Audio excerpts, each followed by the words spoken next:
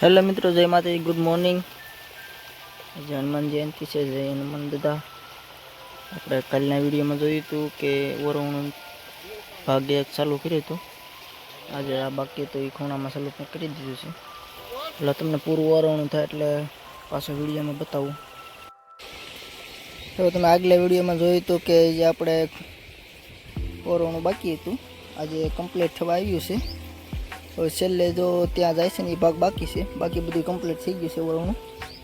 હવે આપણે કાલના વિડીયોમાં જોઈશું કે આપણે એમાં કાલે શું કામ કરવાનું છે.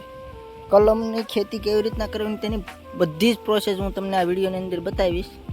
તમે ચેનલ સબસ્ક્રાઈબ કરી દેજો, એટલે એ માટે તમારી પાસે પહેલાં વિડીયો આવતો રહે અમારો.